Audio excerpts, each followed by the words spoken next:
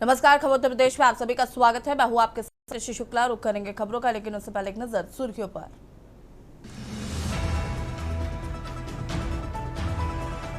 UP में नई न्यूनतम मजदूरी की दरें हुई लागू।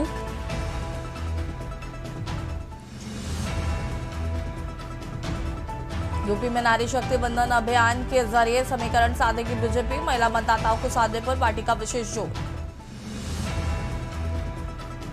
एनआईए करेगी एनसीआर में सक्रिय जासूसी नेटवर्क की जांच। संवेदनशील इलाकों की वीडियो रिकॉर्डिंग कर भेजते थे पाकिस्तान।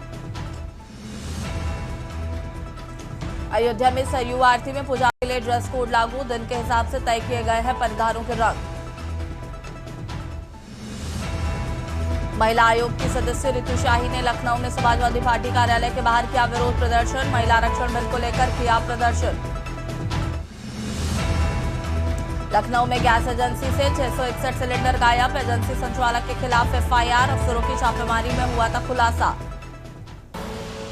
आप देख रहे हैं के न्यूज, खबरों का सारथी। और लखनऊ से खबर आपको बता देते हैं। लखनऊ में झोपड़पट्टियों में आग लगने का मामला। विकासनगर में झोपड़पट्टियों में आग लगने का मामला। जनहित याचिका पर सुनवाई के दौरान हाईकोर्ट सख्त। पीडब्ल्यूडी की जमीन पर अतिक्रमण कर कैसे बसे लोग। 20 साल से क्यों सोता रहा सरकारी विभाग। पीडब्ल्यूडी की 4 बीघा जमीन पर कैसे बस गए लोग। हाईकोर्ट की फटकार। पीडब्ल्यूडी की जमीन पर 1455 लोग कैसे रह रहे थे। बिजली गैस कनेक्शन किन कंपनियों की ओर और कैसे मिले। अफसर सुनिश्चित करें सरकारी जमीन पर अतिक्रमण न हो। पीड़ितों को भोजन चिकित्सा के इंतजाम करने के लिए भी हाईकोर्ट द्वारा निर्देशित किया गया है।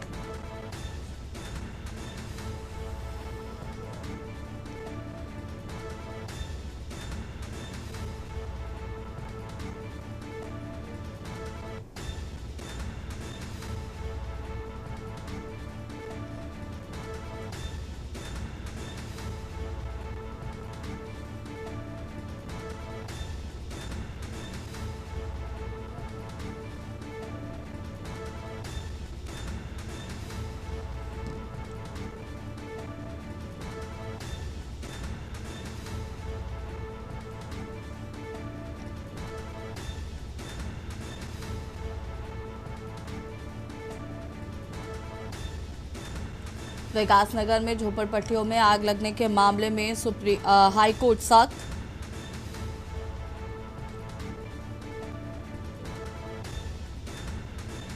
पीडब्ल्यूडी की जमीन पर कैसे बस गए लोग।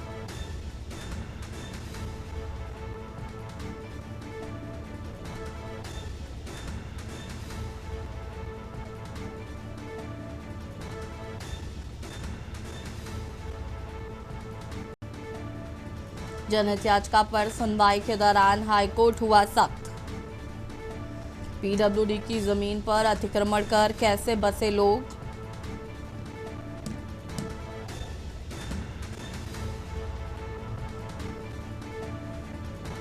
विकासनगर में झोपड़पट्टियों में आग लगने के मामले में हाईकोर्ट सख्त। जनहित याचिका पर सुनवाई के दौरान हाईकोर्ट सख्त।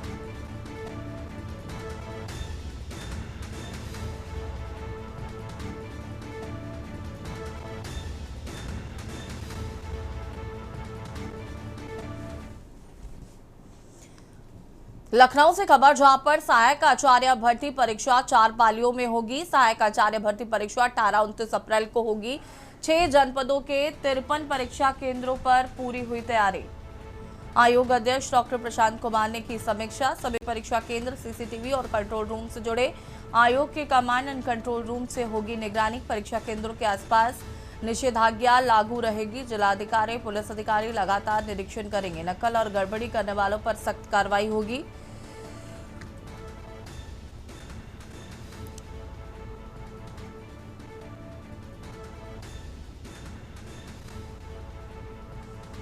इलेक्ट्रॉनिक डिवाइस रहेगा प्रतिबंध।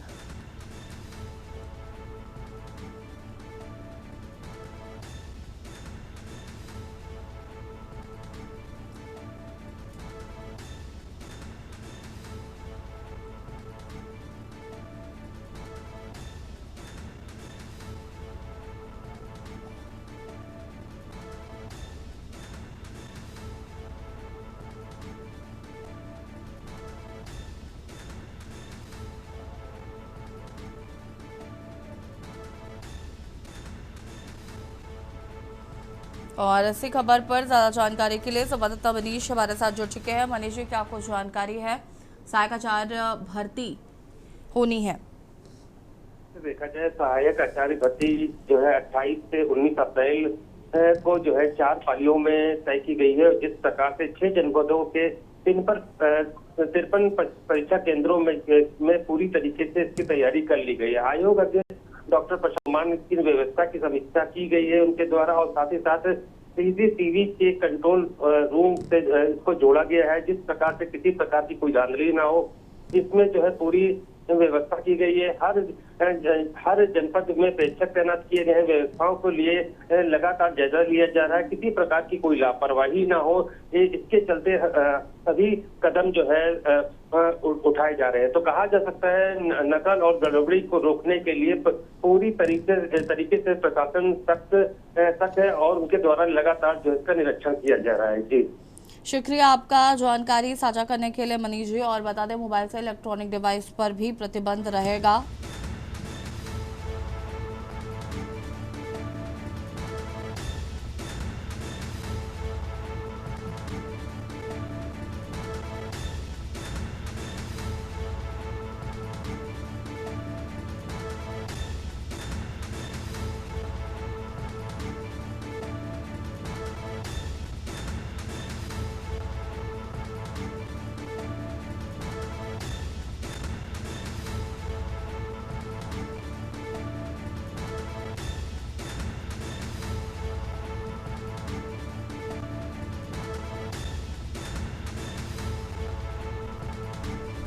जिलाधिकारी, पुलिस अधिकारी लगातार करेंगे निरीक्षण।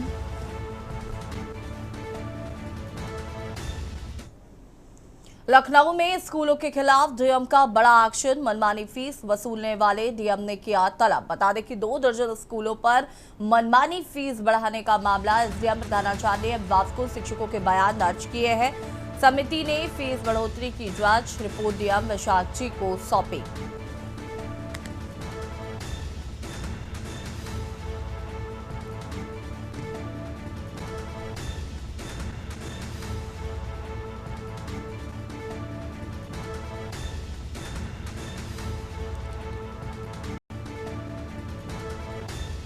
और इसी खबर पर ज्यादा जानकारी के लिए संवाददाता ऐश्वर्य हमारे साथ जुड़ चुके हैं। ऐश्वर्य जी, क्या कुछ जानकारी है? लखनऊ में स्कूलों के खिलाफ डीएम ने बड़ा एक्शन लिया।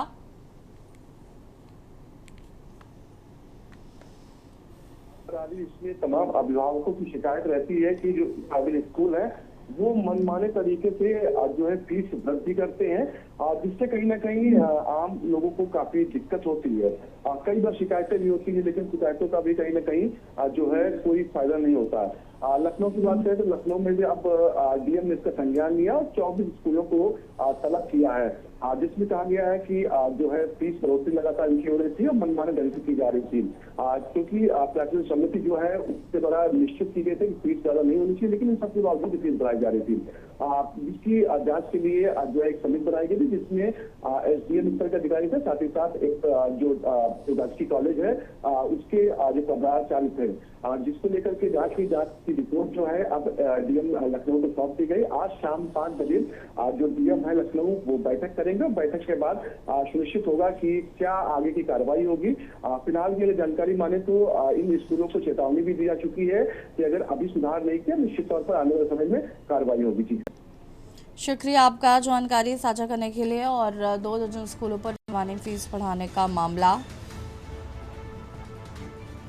डीएम हुए सख्त।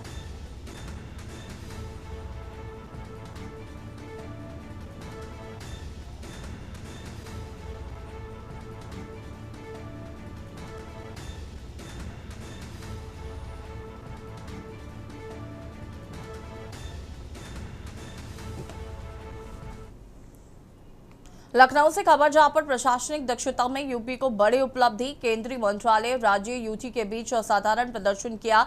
यूपी मिशन कर्मयोगी में बड़े राज्यों में यूपी को दूसरा पुरस्कार। मुख्यमंत्री योगी आदित्यनाथ के विजन से तैयार हुआ कर्मयोगी कार्यबल।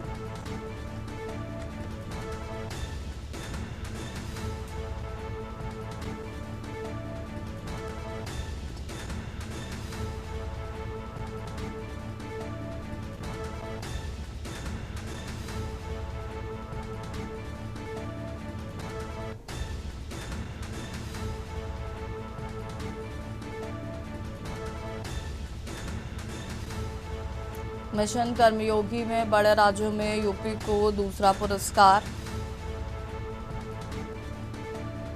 मुख्यमंत्री योगी आदित्यनाथ के विजन से तैयार हुआ कर्मयोगी कार्यबल। प्रशासनिक दक्षता में यूपी को बड़ी उपलब्धि। लखनऊ से खबर आपको बता रहे हैं। प्रशासनिक दक्षता में यूपी को बड़ी उपलब्धि हासिल हुई। और इसी खबर पर ज्यादा जानकारी के लिए संवाददाता मनीष भी हमारे साथ जुड़ चुके हैं। मनीष, क्या कुछ जानकारी है? एक बड़ी उपलब्धि यूपी को हासिल हुई है प्रशासनिक दक्षता में।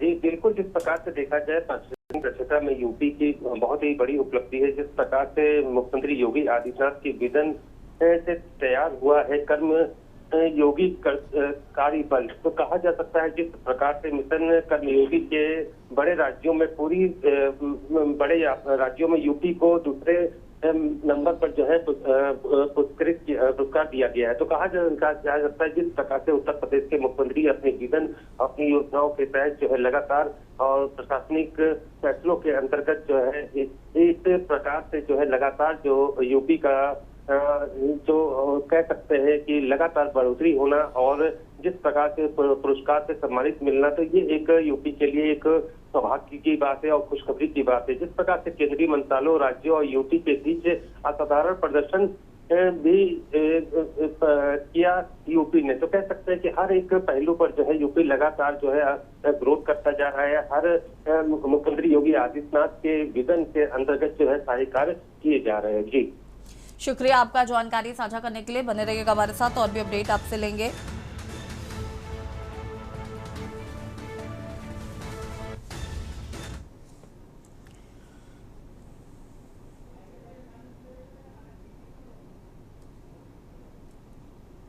लखनऊ से खबर आपको बता देते हैं, जहां पर संदिग्ध आतंकियों की गिरफ्तारी का मामला। रेलवे स्टेशन पर एक व्यक्ति मुहैया करा रहा था ज्वलनशील पदार्थ। आलमनगर रेलवे स्टेशन पर मुहैया कराया था ज्वलनशील पदार्थ। एटीएस ने आरोपियों के पास से ज्वलनशील पदार्थ बरामद किया। ज्वलनशील पदार्थ देने वाले व्यक्ति की तलाश में जुटी एजेंसी। सूत्रों के अनुसार वो पाकिस्तानी हैंडलर्स के संपर्क में है।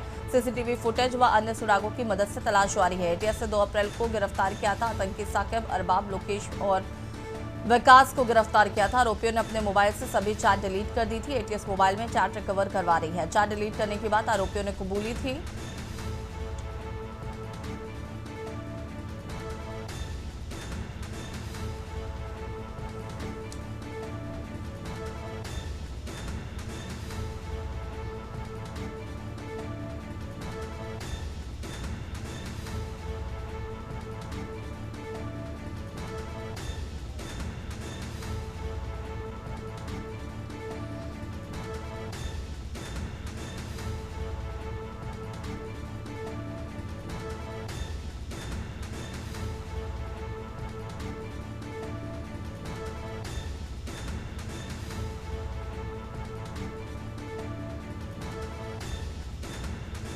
और इसी खबर पर ज्यादा जानकारी के लिए संवाददाता मनीष हमारे साथ जुड़े हुए। मनीष जी, क्या कुछ जानकारी इस पूरे मामले को लेकर? जी बिल्कुल, जिस प्रकार से देखा जाए एटीएस के द्वारा जो है 3 लोगों की जो है गिरफ्तारी की गई थी और गिरफ्तारी के बाद जो है जिस प्रकार से उनके पूरा नेटवर्क जो है पाकिस्तान से जुड़ता हुआ नजर आ रहा था। इसी के तहत जो है लगातार जो है एटीएस इनके मोबाइल हैंडल्स को लेकर के लगातार जो है उसमें इंक्वायरी कर रही है। जिस प्रकार से माना जाए इनके द्वारा जो है पाकिस्तान हैंडल से इनके मामले जुड़ रहे, हालांकि इनके द्वारा जो है काफी चीजें मोबाइल से डिलीट कर दी गई थी। इसको लेकर के जो है एटीएस लगातार जो है उसकी रिकवरी के लिए लगा हुआ है। तो कह सकते हैं कि जिस प्रकार से इनके द्वारा जो चैट किए गए या डिजिटल जो भी वीडियोस भेजे गए, उसी के तहत जो है एटीएस अपनी आगे की कार्रवाई कर रही है।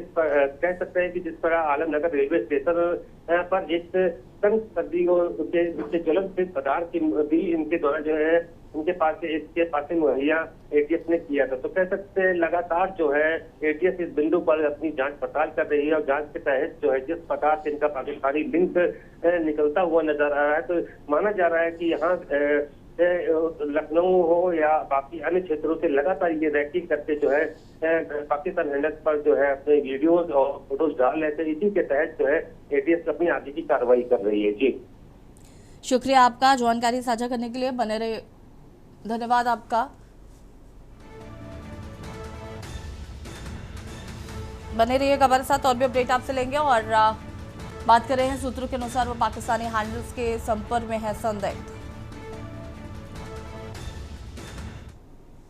और लखनऊ से एक और खबर आपको बता देते हैं। लखनऊ से खबर, आईएएस कौशल राज शर्मा दिल्ली एलजी के सचिव बने।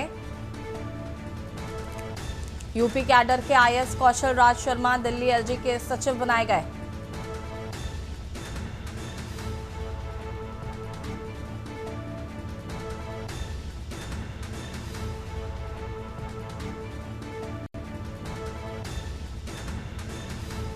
दिल्ली एलजी के सचिव बनाए गए हैं आईएएस कौशल राज शर्मा। और इसी खबर पर ज्यादा जानकारी के लिए संवाददाता मनीष हमारे साथ लगातार जुड़े हुए हैं। मनीष जी, क्या कुछ जानकारी? आईएएस कौशल राज शर्मा को दिल्ली एलजी का सचिव बनाया गया है।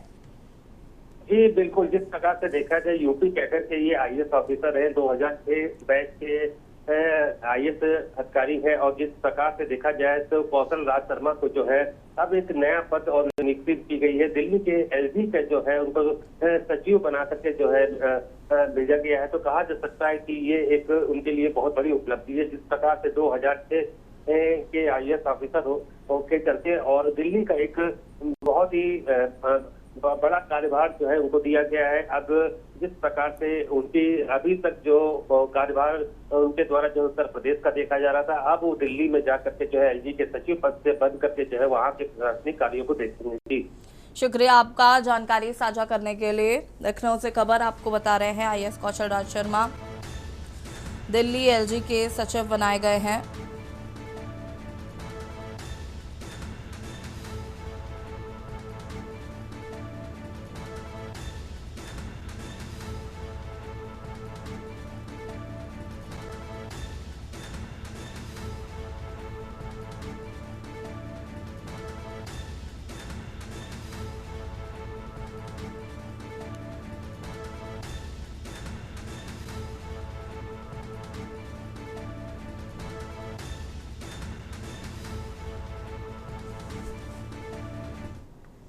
बाराबंकी में कोतवाली नगर पुलिस से बड़ी कार्रवाई करते हुए एचएम ग्रीन सिटी के मालिक अबू बकर उर्फ बाबा पठान को गिरफ्तार कर जेल भेज दिया है।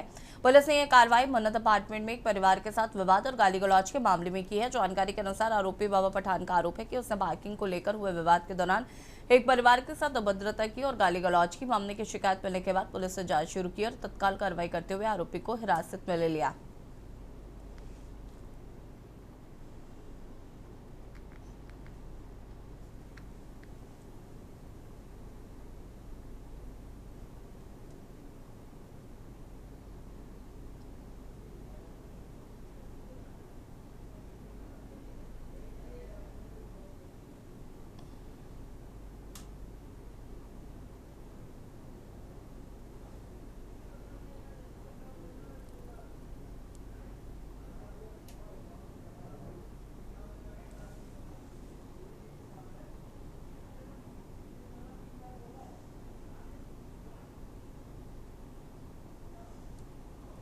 और पीलीभीत से खबर आपको बता देते हैं। पीलीभीत से खबर, पीलीभीत में हुआ भीषण सड़क हादसा।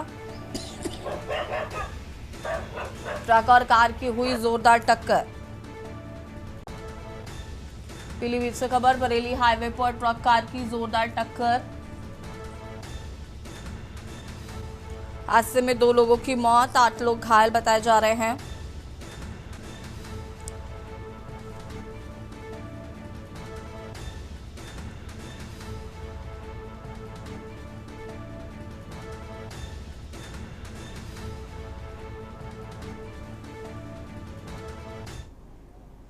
और खबर उत्तर प्रदेश में फिलहाल इतना ही। देखते रहिए के न्यूज़ इंडिया। नमस्कार।